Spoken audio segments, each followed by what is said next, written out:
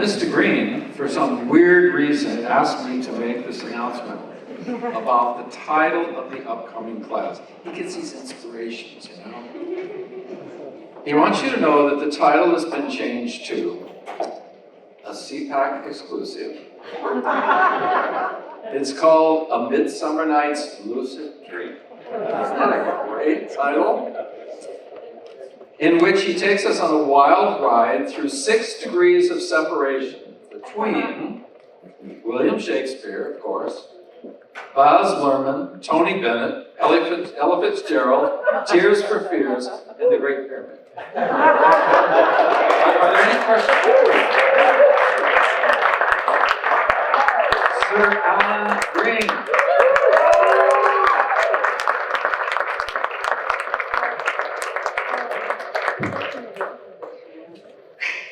All information will be given on an as-needed basis.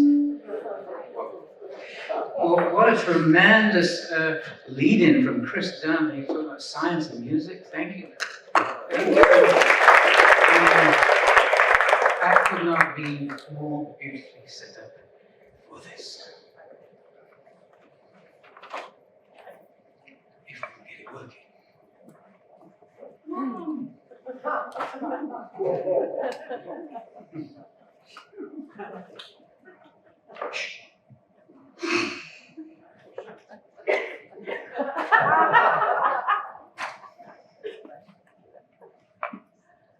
Knock, knock.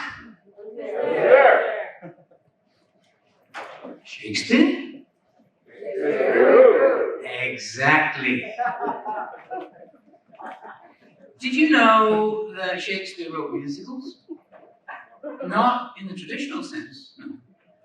But he mentions music 250 times in the plays.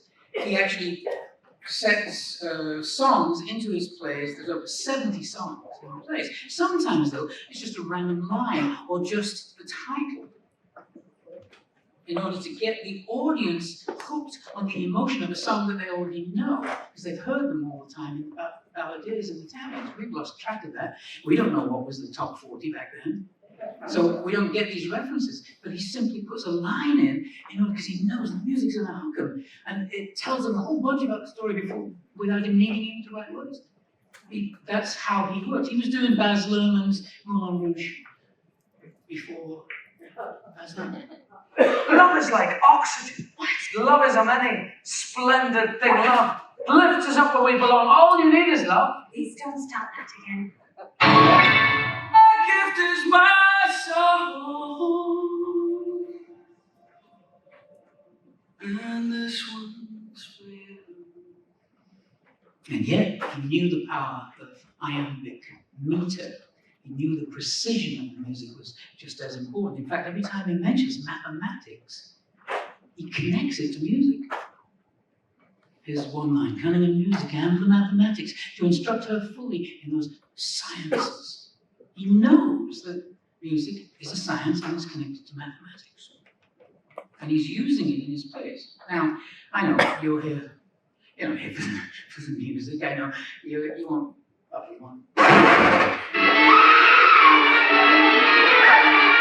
right?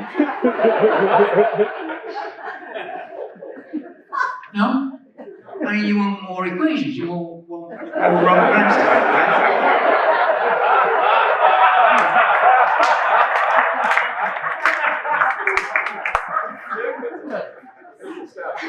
Well, I've got to give you a little bit of the math, but I am going to mix some music into it, because we've got to find out what Shakespeare was doing back then to get people hooked, and he did it with music.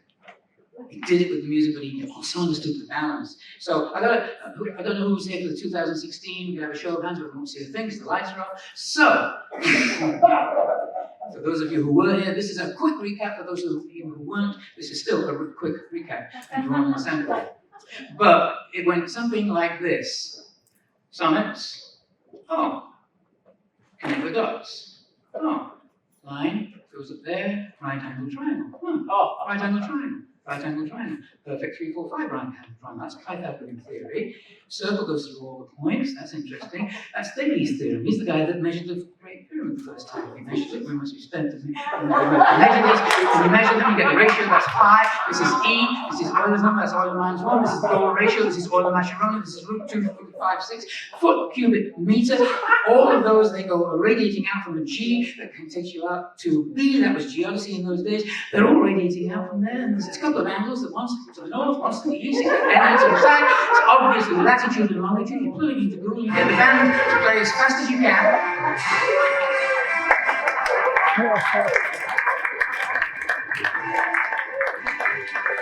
Does anybody remember where this is going?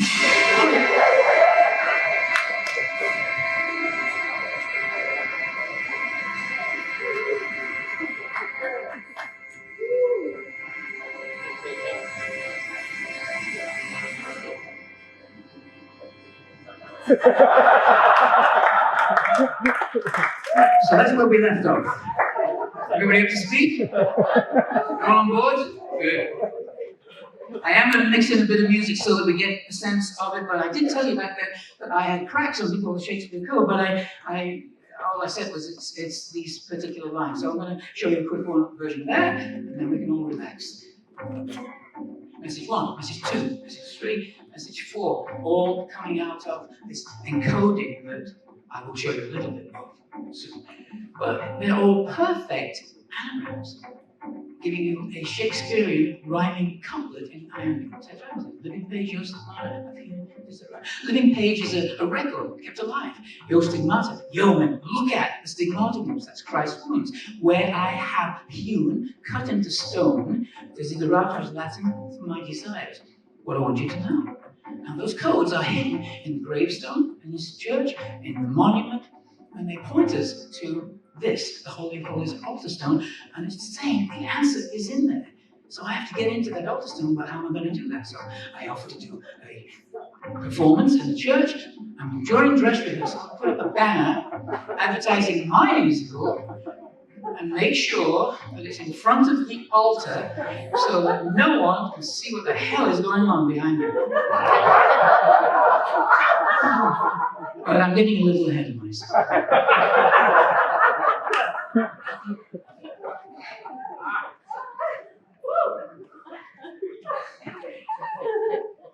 We have to go back to Moses on Mount Sinai, where God, from the burning bush, gave Moses his name. And Moses says, "Oh, who sent me? They're not going to believe me going down the hill with these commandments." God says, "Here, Asher, Eher." 3 Hebrew words that translated mean, I am that I am. And so they are all starting with the letter Aleph, the first letter of the Hebrew alphabet. But if you do it Hebraic fashion and turn the alphabet around again, there was this thing called an Atbash cipher that was created before also St. Bernardine, and the Rosicrucians took it up, and the Freemasons took it up, and so they made the Aleph become the last letter of the Hebrew alphabet, Tav. And it became a Tav, Tav, Tav, and the Greek equivalent of that is Tau, Tau, Tau. And that was their simple way of inventing something called the triple Tau, which is a symbol that you can see now online all over the place. Freemasons use it to indicate I am that I am, the secret name of God. It also references the 3 crosses at Calvary, 3 Tau crosses. And they join those into a symbol that looks like a 3 crosses joined at the base of the stipes. It looks like a TH. And so that was a common way of doing encoding back then. And there's a couple of Latin meanings that each have TH in them. It means keys to the treasure, place where the precious thing is concealed. There's the gravestone. Can anybody see a triple tower right on the gravestone? It's right there, dead center. It's not even encoded. It's right down the middle on a Jesus Tau cross. There's no name of Shakespeare on Shakespeare's grave. The only name on the grave is Jesus in the form of a Tau cross. There are a couple of THs, but they're not separate letter THs. They're ligatured together, just like that secret symbol. Keys to the treasure, place where the precious thing is concealed. Might be a clue. How about his monument? Are there any THs in the monument? Yeah, there's 10 of them, and they're all the same. No way! And then there's a couple of other letters that are ligatured together, M-E, me. Those are never ligature together either. What's he saying? I am that I am, me. I am that I am, backwards and forwards. And they're grouped as a 4-2-6, or, if you're going to do the Hebraic fashion thing, 6-2-4.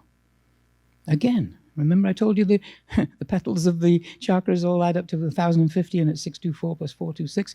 So that was the front title page of the sonnets. This is the book, published in 1609. There's only 11 of them in the world. It's priceless, absolutely priceless. And you got, oh, this is not an original. But you turn that over, and now you've got the dedication. And it's cryptic. It doesn't make any sense. There's a dot after every word. But it's arranged as 6 lines, 2 lines, and 4 lines in inverted triangles. 6-2-4. So if you count the 6th word, and the 2nd, and the 4th, and the 6th, and the 2nd, and the 4th, and 6, 2, it spells out a sentence. These sonnets all by Ever the 4th T. Well, Ever is a perfect, simple anagram of Vere. And Vere is the name of the man who's been the most prominent candidate to be the alternative Shakespeare, the real Shakespeare, for the last 100 years, Edward de Vere. And his name happens to be 6 letters, 2 letters, 4 letters. And he used to riff on his own name, saying E, Vere, Ever. So that was promising. It might be telling us something. As for the 4th T, though, what's the 4th T? I can only tell you at this point that it's something to do with the triple tau, sort of an extension of that insignia that they use. But I'll show you that at the end. And so we now turn over the dedication page, and you've got all of the sonnets. Now, there's a lot of pages. I just go straight to the end page to show you that they end here. The thing about the sonnets is they're all about time. All about time. He's always contrasting temporal time with spiritual time. And so it occurred to me, perhaps, they are a calendar. So I overlaid them over a 365-day calendar so that Sonnet 1 is January 1 and February 1 is Sonnet 32, etc., etc.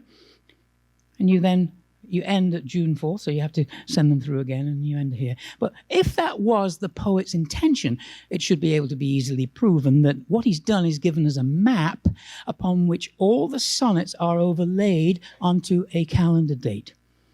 And so if there's something that happens on a certain date that he wants to reference, he can say, all right, I'm going to write something in that particular sonnet, because each date has a unique sonnet number to it. So, for instance, the Queen's birth, the Queen's death, the Queen's funeral, these would be important to him. And you look at the sonnets that underlie those, and you read them from that perspective, and all of a sudden it makes sense. You go, oh, he's talking about that. These are Edward de Vere's children, the dates that they were born. And when you find the sonnets that are overlaid on those dates, the sonnets are telling you something cryptically about the birth of those children. And it happens with all kinds of historical dates as well. It's all over the place, but I'm going to show you 3 that basically prove this system. So I was looking at 3 particular interesting sonnet numbers. I looked at 116 because it's the only sonnet in the original printing where it's wrongly numbered. It goes 114, 115, 119, 117. Obviously, it's supposed to be 116. Well, 116 is here, and that's April 26. It's the wrong number. April 26 is when Shakespeare, that's how he spelt it and pronounced it there, was baptized in that church. And the 3 crosses are supposedly the signature of his illiterate parents. Not a very good start to be the world's greatest writer, but he had illiterate parents. But maybe that's just a clue. It's 3 crosses after all. So, that's 426, and it marks Shakespeare's baptism. So now I'm looking at that and thinking, well, we got 426 in the monument, don't we? Interesting.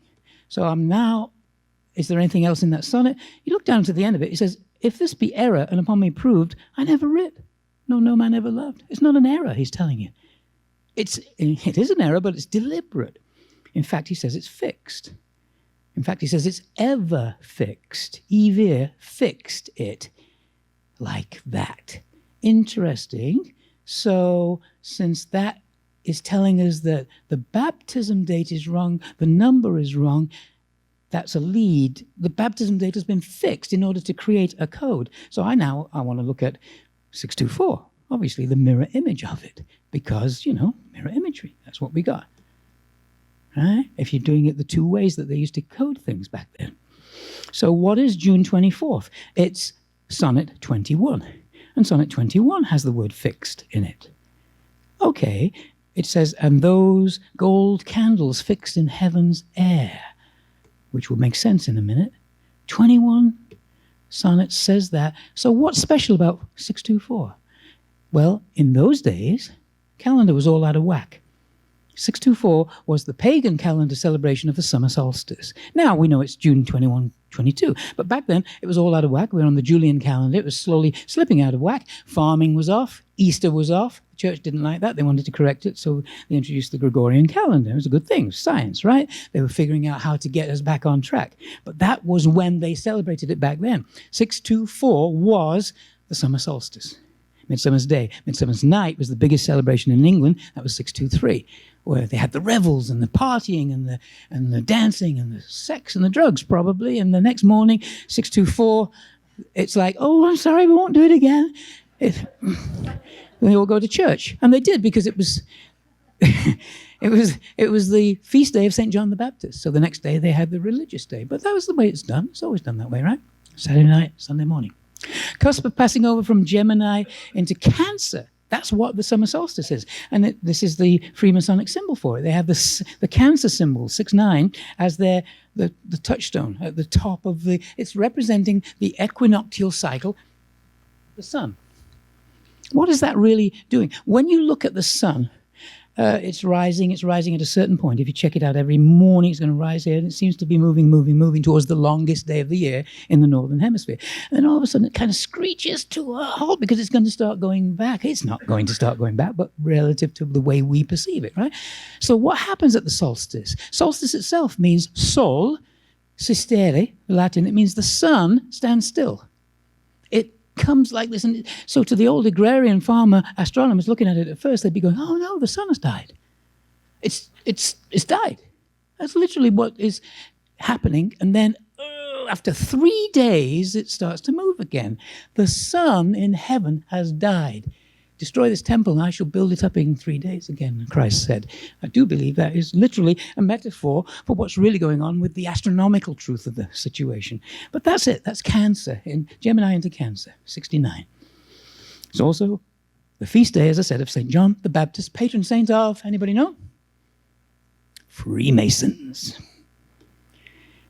But it's also the night, Midsummer Night, when Edward de Vere died. On the cusp of the solstice, June 23rd, 24th, in the year 1604. How did he manage that? That's when he died. No one wrote about it, though. No one said a word. He was the Lord Great Chamberlain of England, and there was dead silence. No, he didn't die. He just disappeared. He faked his own death the way it happened in the plays. But it's up to me to prove that, isn't it? So, that's De Vere's death, fixed. That's Shakespeare's baptism, fixed. The other one that has the word fixed in it, Sonnet 101, fixed. Why 101? Sonnet 101 is the middle of the entire... There are 201 courses in the Great Pyramid, right? Up to the plateau. 201 courses. So the absolute central course is course 101. That's the center of the Great Pyramid, with 100 courses on each side. Same with the sonnets. He built the sonnets to be 201 stanzas, and the absolute center is 101. There's another center in the Great Pyramid that is of consequence, and that's the vertical center, which we see from the air only at the equinox, right? When that shadow is visible for about 12 seconds, and then it's gone. It's measuring, it's marking out the equinoxes. Those are the periods of absolute equal night and equal day, equinox. But the other balancing features are the other polarities of the solstices, when you've got the longest day and the longest night. And they are measured out by the Great Pyramid in a different way. But look at the letters that he chose for Sonnet 21, 101, 106, the first letters. S, O, L, Sol, solstice. He's telling us it's about the sun, and it is marked by 3 Queen's pyramids on the eastern border of the Great Pyramid, which measure and mark by their shadows when the sun is fixed in heaven's air. Gold candles fixed in heaven's air. Fixed for one day. Fixed for a second day. Fixed for a third day. It's stopped. It's fixed. And then it moves on. All right. So it's marking June 24th through June 26th as being very significant in those days. At that time in the pagan calendar. Now it's shifted a couple of days to the left. So we've got 3 sonnets then, and anytime he uses 3 words only in the sonnets, it's always significant. I've done this with countless things. There's codes all over the place, and he uses a word 3 times only in the 154 sonnets and the other poems that add up to 201 stanzas. He uses it only 3 times. So it's always significant. Now we need to meet the guy who has encoded all this for the real Shakespeare. His name is John Dee. He was leading cryptographer of the age for Queen Elizabeth, her astrologer. He was her leading mathematician. He was her spy in Europe. His code number was 007. He was a wild guy, and he communed with angels, and he was accused of witchcraft for it, because anything the church felt was heretical, you were a witch. Right? It was witchcraft. He was almost burned at the stake for it. And the angels communed with him. He communed with angels for 8 years in secret seances. He was a very pious man. They channeled this to him. It's called the Enochian Tables. And this is his own handwriting, 624 characters in it. Oh, do you know when it was channeled? Of course you don't. That's why I'm here. It was channeled on June 24th, 1584, 624. So I'm thinking, wait a minute, let's have a look at the 3 touchstones of this whole setup. The sonnets, with their dots and their words from which we got this. Count all the dots, count all the words, 178. The monument, count all the words, count all the punctuation. The gravestone, count all the words, all the punctuation. Let's add them up. Anybody got an idea what it ends up as?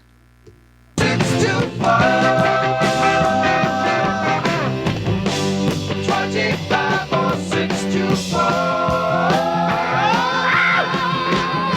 Okay, so it's an obvious invitation to put the 624 characters that are in the sonnets, the gravestone, and the monument into the Enochian Tables, isn't it? And if you know the key, which I don't have time to explain to you now, but there's the key, and it gives you, that's what gives you living page, yo stigmata, I have hewn desiderata, which tells you it's in the only place where there are stigmata, the Holy of Holies altar stone in Shakespeare's church. So there's something there that he's left for us, which is pretty good. Because technically, historically, Shakespeare left nothing. There's no paper trail. There's nothing. No manuscripts, no papers, not a play, not a poem, not a line, not a word in his own hand. Greatest writer in literature. Never wrote a letter to anyone. There's absolute 0 paper trail. So if he's left this, it's big, big, big, right? So if he's left it physically, that's one thing, and he's saying, go get it. So I made it my task to go get it. And the other thing is he's left it in a play, but the only play that the entire plot of the play is 624, Midsummer Night's Dream, right? That's what the entire play is about. And so, in the very first lines, he tells us what's going on.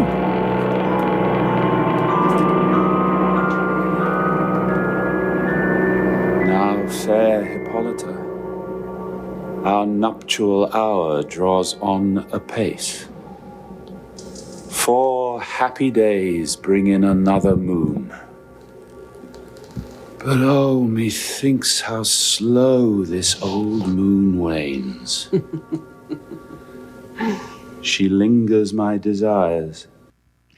It's supposed to be a kid's play, isn't it? In the first 4 lines, he's telling us how horny he is. I mean, no, literally, that's what he's saying. He's literally saying, and then Hippolyta responds in exactly the same way.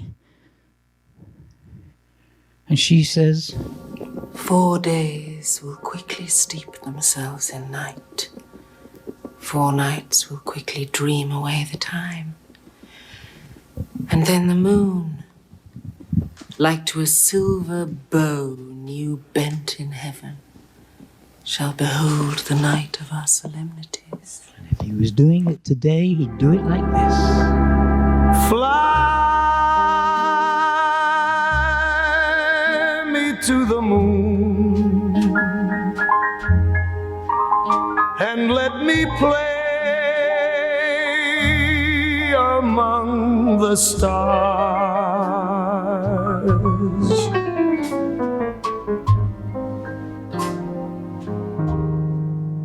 I mean, you got that. There's no. What else do you need? It just. I mean, that's what he was doing. He would be doing that with the song in the play to get everybody to go. Oh, I get it.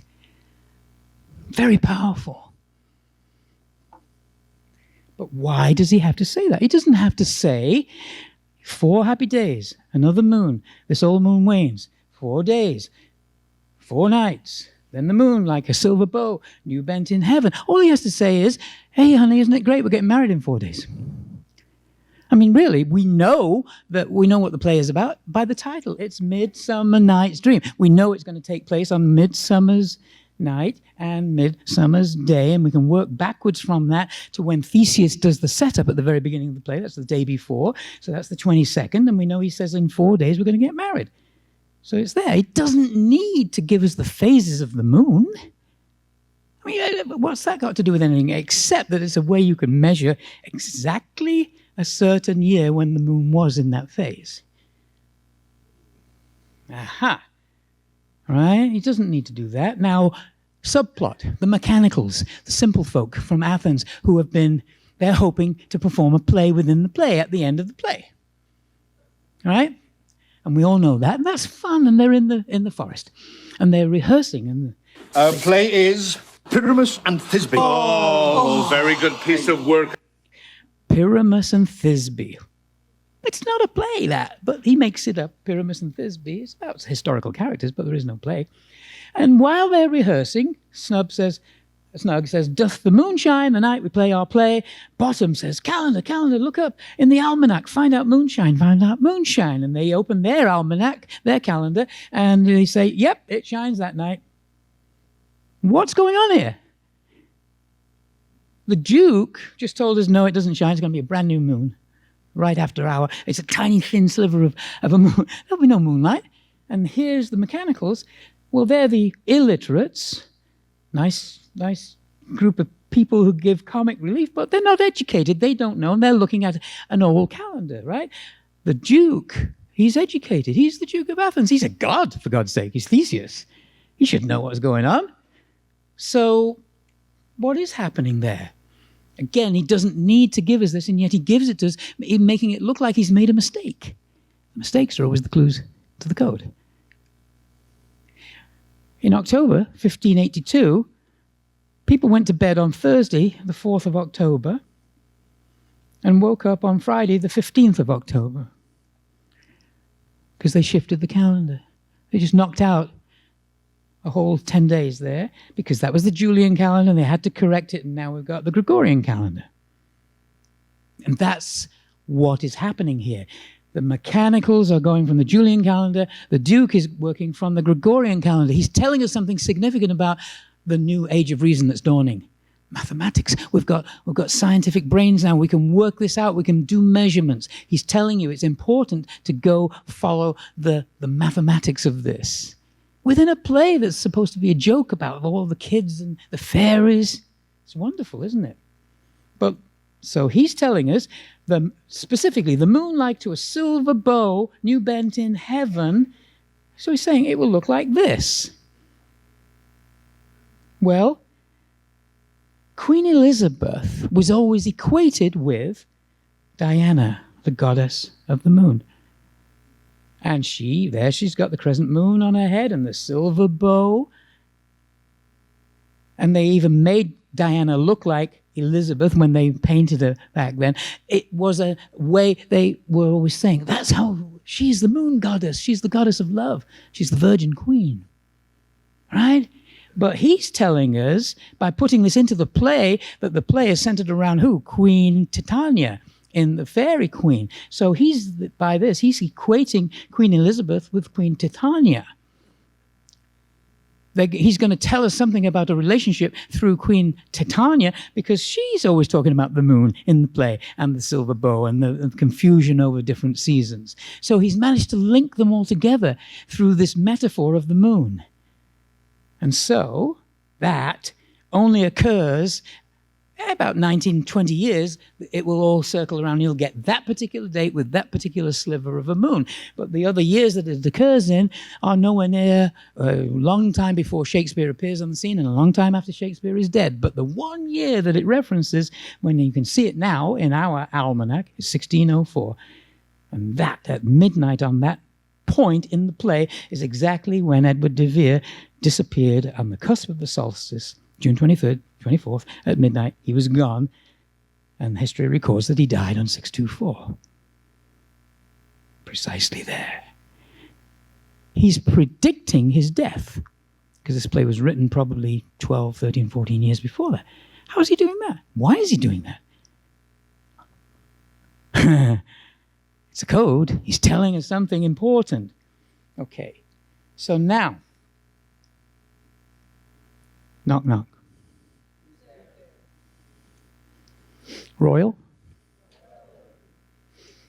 Royal child. This is an early picture of Edward de Vere, 17th Earl of Oxford. This is Queen Elizabeth I at the time. Earl of Oxford signed his name Edward Oxenford, E-O. He was born, actually, Lord Edward Oxenford. So he's Lord Edward Oxenford. Queen Elizabeth has now been equated with Queen Titania in the play and what's going on in the play. Right? So, if she's Titania, who is Lord E-O? He is Lord Oberon. He loves his anagrams. That name comes out of nowhere. So he is telling us the story about him and the Queen in Midsummer Night's Dream through the fairies.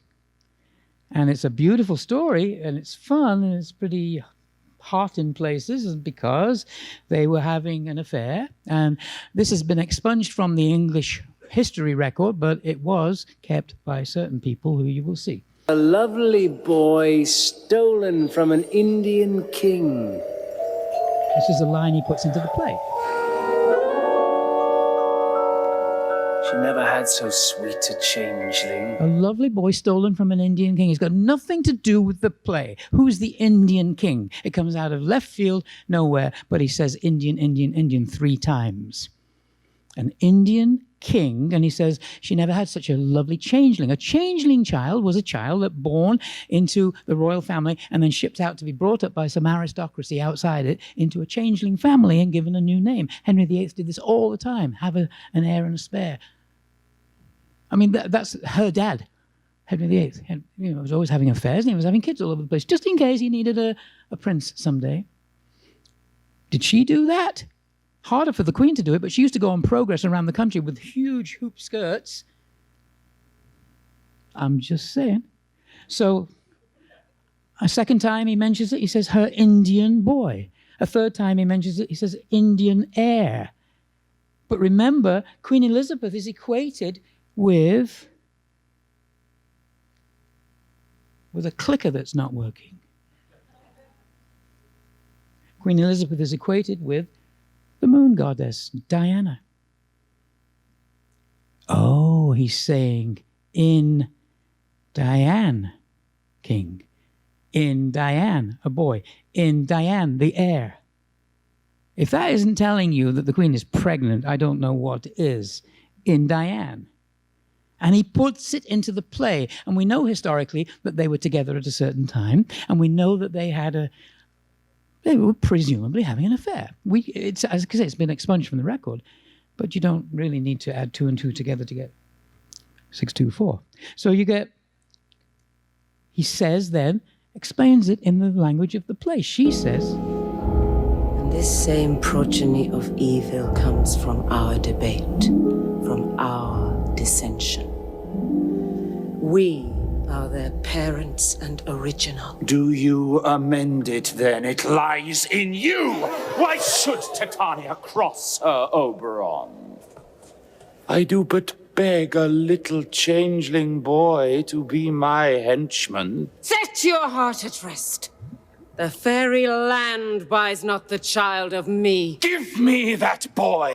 he's pretty angry about it, and he's letting her know, and he's saying it very specifically, and it's got nothing to do with the play. We never resolve it. Who is this Indian boy? Who is this Indian king? Who is this Indian heir?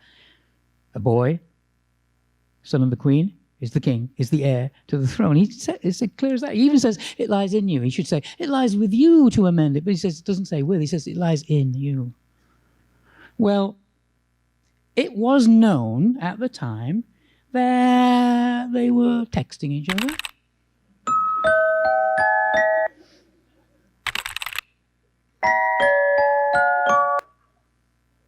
But they were different worlds. I mean, she's the queen.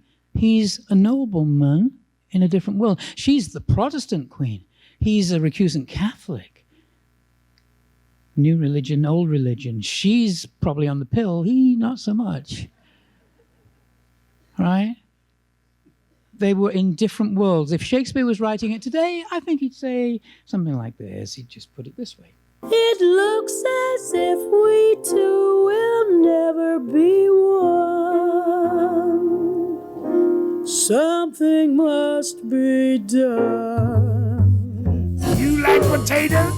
And you like potato. You like tomato? And you like tomato. Potato? Potato. Tomato. Tomato. Let's go. But apparently they didn't call the whole thing off because, well, it's rumored, strongly rumored, that they had a child. Now, you can't prove this, right? But look at his fingers and her fingers. Look at his eyebrows and his lips and his long thin nose and his white face and his red hair. I mean, it's a hard one to say, no, it's not possible that he was her child. And he was put into a changeling home and brought up as the 3rd Earl of Southampton. His name's Henry Roseley. So they named that child Henry. If it was them, I'm not saying this, I'm just saying that the codes say so. But we'll get to why this is important. There he is, Henry Roseley. Did anybody actually know about this? Knock, knock. The fourth T, remember, it's in this where we got the 624, 624, 624 gives us these sonnets, all by ever the 4th T. Now, there's the triple tau, looks like that, but there is such a thing that's an extension of that called the 4th tau, and it involves putting an inverted 4th cross down at the bottom. And it becomes this symbol, the 4th T, and it is the 32nd degree of Royal Arch Freemasonry and Scottish Rite Freemasonry. 32nd degree. That's the symbol for it. Oh, the 4th T. So if you are going to find out, I decide I'm going to look for that 4th T in the sonnets where we got that line from. These sonnets all by ever the 4th T. You put them into a grid, and a grid involves just putting the letters in until you find what you're looking for vertically. That was a common way of doing a Cardano grill code back in those days. Found a 19 grid where, yeah, there's your triple tau that I'm looking for, and there it is, vertically. But right next to it is an inverted tau cross spelling De Vere. Oh, so that's the inverted part of the tau cross that gives you the 4th T. And so what are the letters that he's actually showing us in that grid? They are De Vere, paternity, lies. There are lies about the De Vere paternity. E. De Vere, Edward, or H. De Vere, Henry. He's put the whole thing into the 4th T there. So literally, and right under it is the 4th T. And so that part of the code is, that's what he's telling you. These sonnets are all by ever. Well, he's Edward, Edward de Vere. He is the upside down cross. He's the 4th T Vere. It's the 32nd degree, but here's the kicker. What's the name of that level of Freemasonry? It is called, there's the triple tau. It's all locked in together there. That 32nd degree is called Master of the Royal Secret. He's the Royal Secret. Now, if it was just that, you'd say, yeah, maybe, but knock, knock. Anew. And you, I like that. Anubis. Play is Pyramus and Thisbe. Oh, Pyramus and Thisbe. Now, why does he make up a name of a play at the end of the thing when the whole thing is being settled on the 626, right at the end of when the sun starts moving again after the solstice? Pyramus and Thisbe. Well, it's pretty easy. Pyramus sounds a bit like pyramid. TH is obviously I am that I am, and that is the ultimate pyramid, isn't it? It's the Great Pyramid. The TH pyramid. It's Anubis's TH pyramid. Who is Anubis? Anubis is, let's synchronize that so that we've got the actual symbol, the TH symbol. Anubis is an Egyptian deity associated with mummification. He embalmed Osiris after he was killed by Set.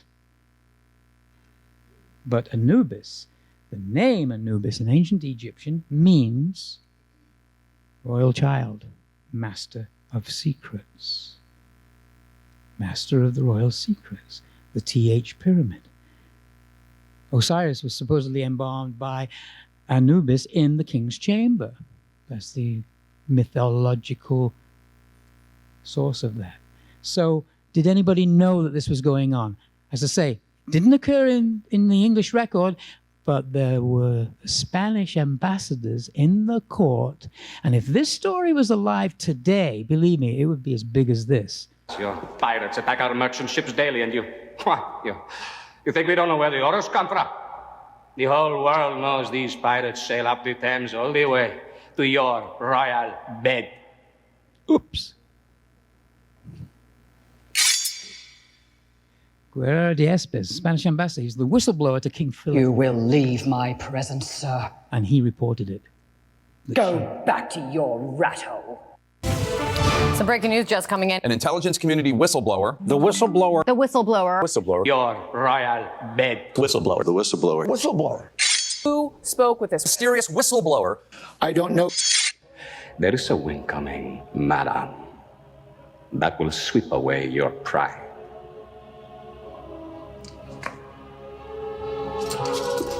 And he wrote to King Philip, and it was a big deal. It's in the Spanish records, it's not in the English records.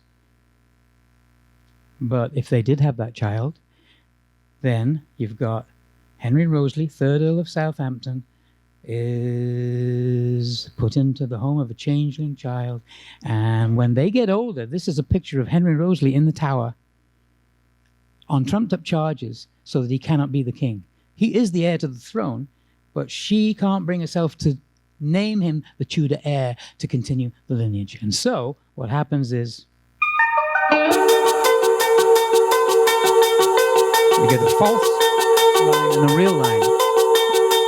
A new king is put on the throne, James, because she can't bring herself to say about that virginity thing. She wants to go down in history as the Virgin Queen. But if she did have a child, this is the crux of the story. Very complicated line.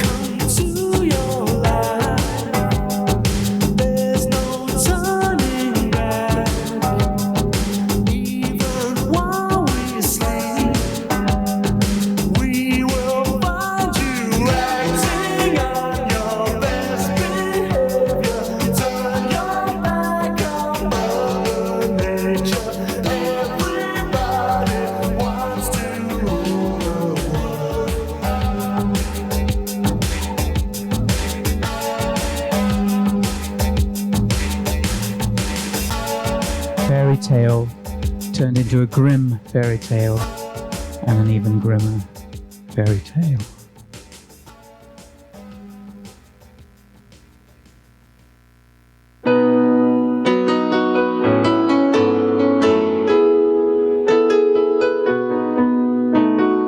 Goodbye, England's rose. May you ever grow in our hearts. You were the grace that placed itself where lives were torn apart. You called out to our country, and you whispered to those and pain. Now you belong to heaven, and the stars spell out your name.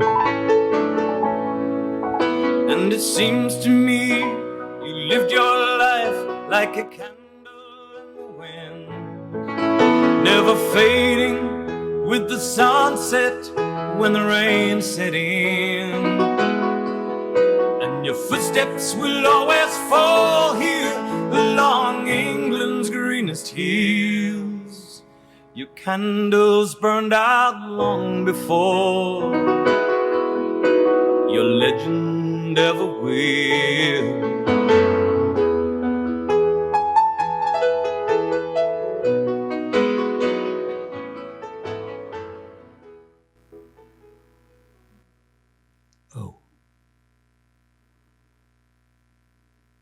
And Diana named her children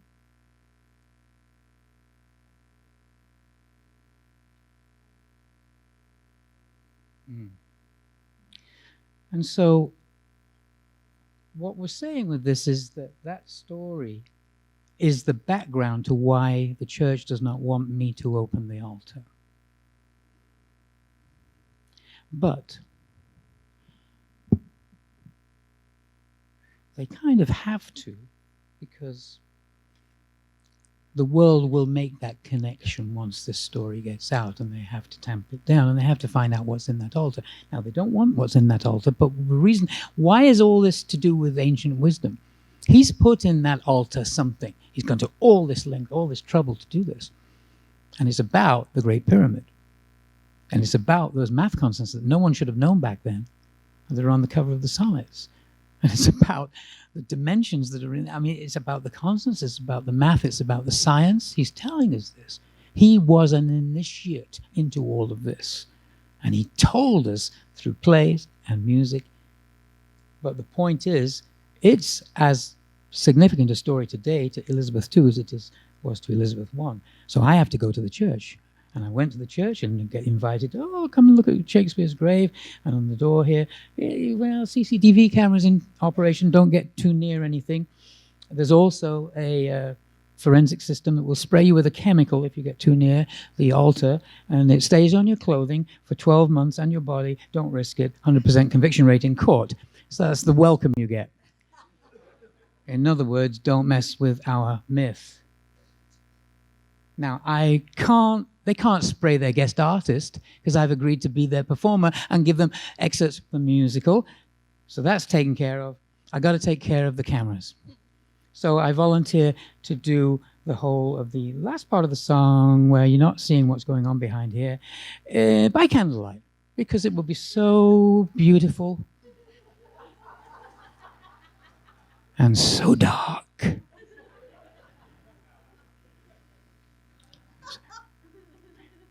And I sing this song. And I decided to just replicate it for you, just 3 minutes left. Shall I compare thee to a summer's day? Now, I'm going to just tell you the lines because it is arcane language. Thou art more lovely, more temperate. He's saying this is about his son, the son that he couldn't have, that the queen could not admit to because she's the virgin queen politically. And he says, thou art more lovely, more temperate than even the summer. Rough winds do shake the darling buds of May. You know, there's always some trouble around. And summer's lease hath all too short a date. Summer doesn't last all that long. Sometime too hot, the eye of heaven shines. You know, summer's okay, but when you get those days when mad dogs and Englishmen go out in the midday sun, every fair from fair sometimes declines. Your beauty is going to go. But he says, but no. By chance on nature's course untrimmed, this is life, but thy eternal summer shall not fade. He's telling his son it won't fade, nor lose possession of that fair thou owest, and the key words are thou owest, because you won't lose that fair, your beauty, your absolute destiny, because you owe it. And the only reason that makes sense at all is he's talking to a prince. You are going to be the king. You should have been the king. You owe it to the country to show them your beauty and your judgment. That's what he's saying here. But nor shall death brag, thou wanderest in his shade. When in eternal lines, the lines I am writing in this poetry, to time thou growest. You will grow. through what I am writing, and you will be known. So long as men can breathe or eyes can see, so long lives this, the sonnets, and what I've written about you. And this gives life to thee. So I get my radar technician to come out. He rolls a banner out onto the hidden altar, so no one can see what's happening, and so we don't damage anything. And he's got exactly 2.5 minutes in which to scan the altar while I'm playing my version of Sonnet 18.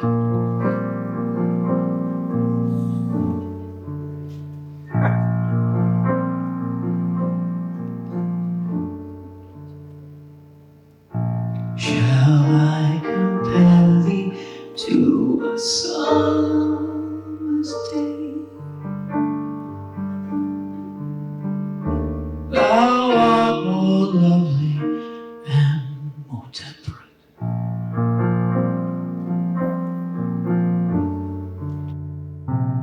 Rough winds do shake the darling bird, and summer's leaves have fall too short a date. Sometime too hot, the eye of heaven shines, and often is his gold complexion dim, and every fair from fair sometime declines. By chance or nature's changing course untrimmed,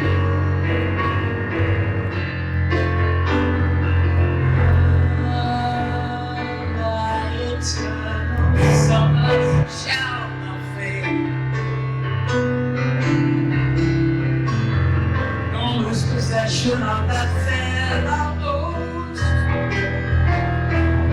nor shall death brag thou wonders in its shade, when an eternal mind to time and growth, so long as man can breathe or eyes can see.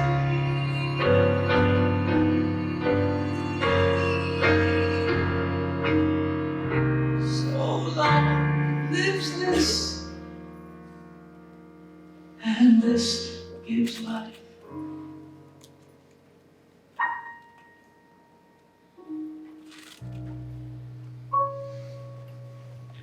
To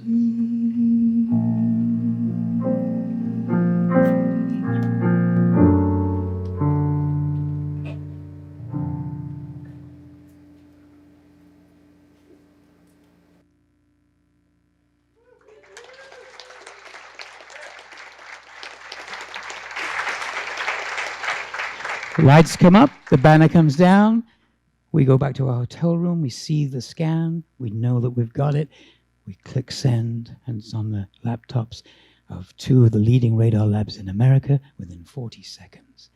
Our team was sworn to secrecy and NDAs. No one said a word until now about the Diana connection. Not even he. Well, he's not going to say anything anyway. And here are the results. Saint's cavity is supposed to be this big. When we scanned it, the results said it is 250 times the size it's supposed to be. So what's in there? I don't know, but it shows in the radar all these layers of things that are in there. But why is that important to us? Is it just literature? Is it just the missing manuscripts? Is it just the story of him and the Queen? And no, because half of it is about the Great Pyramid. It's about the mathematics that we are involved in. He revealed math. He revealed science that was not known then. How did he know it? Because it was being passed down through the Dark Ages, through the secret societies of the Rosicrucians and the Freemasons, who probably don't understand today what this is all about. But that's it. And so I just ask you to understand that that's the reason this is an important story today, because he is bringing us a piece of the puzzle that can solve all of this. He doesn't need an introduction. It's Shakespeare, for God's sake. But it's Shakespeare has left us something, and it's absolutely in touch with our own goal that we all are doing so heroically here. So go to tobeornottobe.org, vote yes. I'd like to know what Shakespeare left for posterity, so open the altar. Oh no, I'm not interested. Let's leave it another 400 years. Thank you. Thank you.